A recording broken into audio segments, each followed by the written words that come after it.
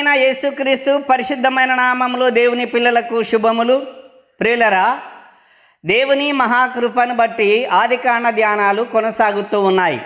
ఇంతవరకు 23 అధ్యాయాలు పూర్తిగా ధ్యానం చేసుకోగలిగాము. గత వీడియోలో ఆదికాండము 24వ అధ్యాయానికి సంబంధించి 40 వచనాల వరకు ధ్యానం చేసుకున్నాం. ఈ 40 వచనాల మధ్య భాగంలో వచ్చేటటువంటి ప్రశ్నలకు సమాధానాలను కూడా పరిశీలించగలిగాము. ఈ వీడియోలో 41వ వచనం నుంచి ధ్యానం చేసుకుందాం. ఆదికాండము 24వ అధ్యాయము 41వ వచనం. నీవు నా వంశస్థుల యొద్దకు వెళితివా? ఈ ప్రమాణము విషయములో ఇక నీకు బాధ్యత ఉండదు. వారు ఆమెను ఇయ్యని ఎడల కూడా ఈ ప్రమాణము విషయములో నీకు బాధ్యత ఉండదని చెప్పెను. నేను నేడు ఆ బావి యొద్దకు వచ్చి అబ్రహామును, నా యజమానుని దేవుడవైన యెహోవా, నా ప్రయాణము నీవు సఫలము చేసిన ఎడల నేను ఈ నీళ్ల బావి యొద్ద నిలిచి ఉండగా నీళ్లు చేదుకొనుటకు వచ్చిన చిన్నదానితో నీవు దయచేసి నీ కడవలో నీళ్లు కొంచెము నన్ను త్రాగనిమ్మని చెప్పునప్పుడు నీవు త్రాగుము, నీ ఒంటెలకును చేది పోయుదునని ఎవతే చెప్పునో ఆమెయే నా యజమానుని కుమారునికి యెహోవా నియమించిన పిల్ల అయి ఉండునుగాక అని మనవి చేసుకొంటిని. నేను నా హృదయములో అట్లు అనుకొనుట చాలింపక ముందే రిబ్కా భుజముల మీద తన కడవను పెట్టుకొని వచ్చి ఆ బావిలోనికి దిగిపోయి నీళ్లు చేదుకొని వచ్చెను. అప్పుడు నాకు దాహమిమ్మని నేను ఆమెను అడుగగా ఆమె త్వరగా తన కడవను దించి త్రాగుము, నీ ఒంటెలకును నీళ్లు పెట్టేదనని చెప్పెను. గనుక నేను త్రాగితిని. ఆమె ఒంటెలకును నీళ్లు పెట్టెను. అప్పుడు నేను, నీవు ఎవరి కుమార్తెవని అడిగినందుకు ఆమె మిల్కా నాహోరునకు కనిన కుమారుడగు బెతూయేలు కుమార్తెనని చెప్పినప్పుడు నేను ఆమె ముక్కుకు కమ్మియును ఆమె చేతులకు కడియములను పెట్టి నా తల వంచి యెహోవాకు మ్రొక్కి అబ్రహామును, నా యజమానుని దేవుడవైన యెహోవాను స్తోత్రము చేసి తిని. ఏలయనగా ఆయన తన యజమానుని యొక్క సహోదరుని కుమార్తెను అతని కుమారునికి తీసుకొనున్నట్లు సరి అయిన మార్గమందు నన్ను నడిపించెను. కాబట్టి నా యజమానుని ఎడల మీరు దయను నమ్మకమును కనపరచిన ఎడల అది అయినను నాకు తెలియజెప్పుడి, లేని ఎడల అది అయినను తెలియజెప్పుడి. అప్పుడు నేనెటు పోవలెనో అటు పోయేదను అనగా లాబానును బెతూయేలును, ఇది యెహోవా వలన కలిగిన కార్యము, మేమైతే అవునని గాని కాదని గాని చెప్పజాలము. ఇదిగో రిబ్కా నీ ఎదుట ఉన్నది, ఆమెను తీసుకొని పొమ్ము. యెహోవా సెలవిచ్చిన ప్రకారము ఈమె నీ యజమానుని కుమారునికి భార్య అగునుగాక అని ఉత్తరమిచ్చిరి. అబ్రహాము సేవకుడు వారి మాటలు విని యెహోవాకు సాష్టాంగ నమస్కారము చేసెను. తరువాత ఆ సేవకుడు వెండి నగలును బంగారు నగలను వస్త్రములను తీసి రిబ్కాకు ఇచ్చెను. మరియు అతడు ఆమె సహోదరునికిని తల్లికిని విలువగల వస్తువులను ఇచ్చెను. అతడును అతనితో కూడనున్న మనుషులను అన్నపానములు పుచ్చుకొని అక్కడ ఆ రాత్రి అంతయు ఉండిరి. ఉదయమున వారు లేచినప్పుడు అతడు నా యజమానుని యొద్దకు నన్ను పంపించుడని చెప్పగా ఆమె సహోదరుడును ఆమె తల్లియు ఈ చిన్నదాని 10 దినములైనను మా యొద్ద ఉండనిమ్ము, ఆ తర్వాత ఆమె వెళ్ళవచ్చును అనిరి. అప్పుడతడు, యెహోవా నా ప్రయాణమును సఫలము చేసెను గనక నాకు తడువు కానీయక నన్ను పంపించుడి. నా యజమానుని యొద్దకు వెళ్ళేదనని చెప్పినప్పుడు వారు ఆ చిన్నదానిని పిలిచి ఆమె ఏమనునో తెలుసుకొందమని చెప్పుకొని రిబకాను పిలిచి, ఈ మనుషునితో కూడా వెళ్ళేదవా అని ఆమెను అడిగినప్పుడు వెళ్ళేదను అనెను.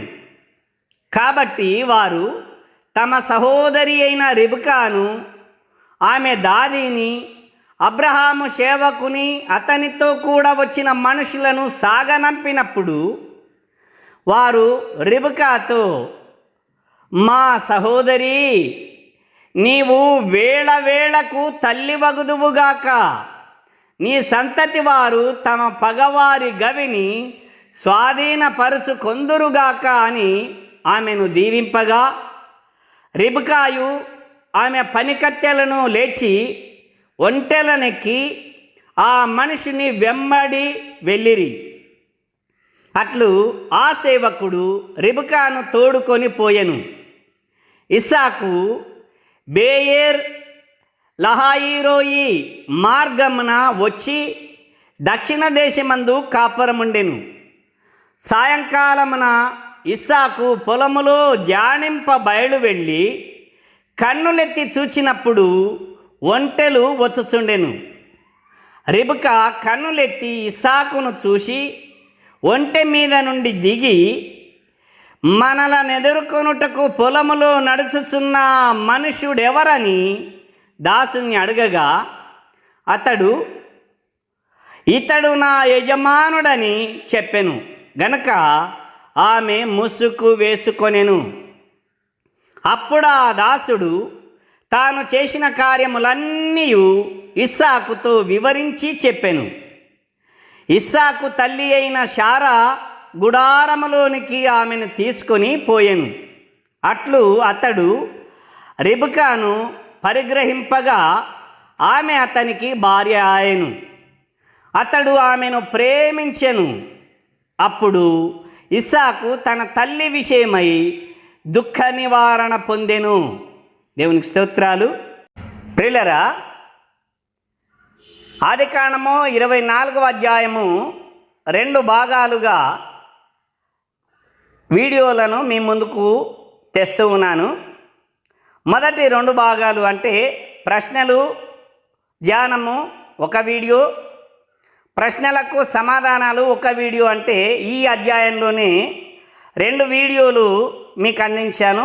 ఈ 2 వీడియోలలో దాదాపు 24వ అధ్యాయము 40 వచనాల వరకు ధ్యానించాం.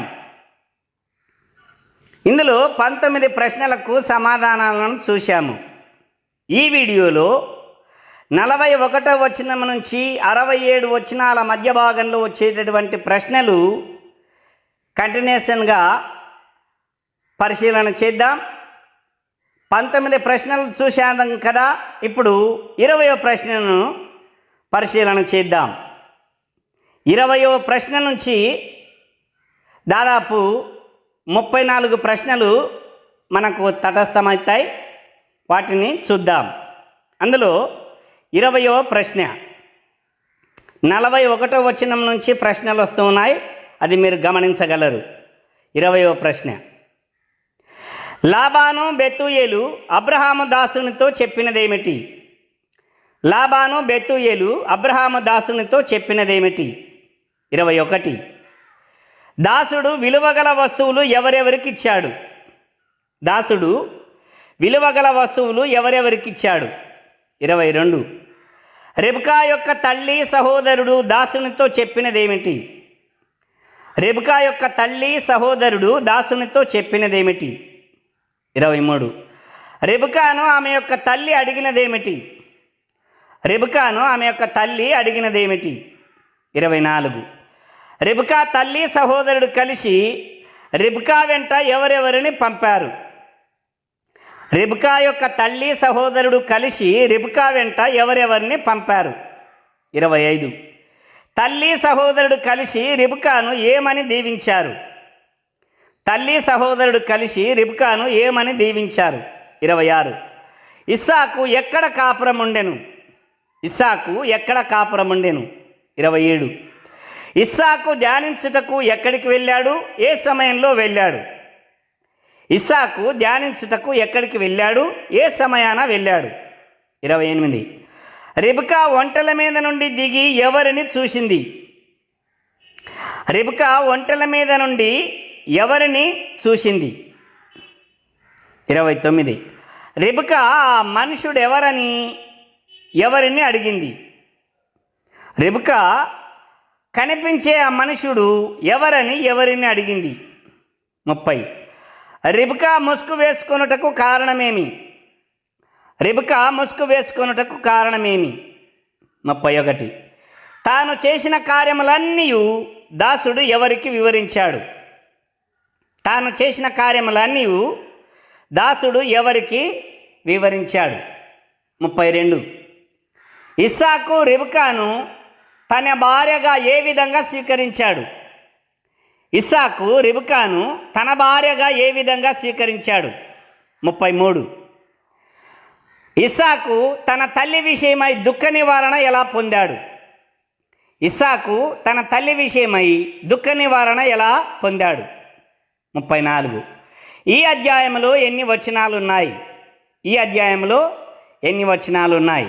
ప్రియులరా, ఈ ప్రశ్నలకు సమాధానాలు వచ్చే వీడియోలో పరిశీలన చేద్దాం. దేవుడు మిమ్మల్ని దీవించునుగాక. ఆమేన్.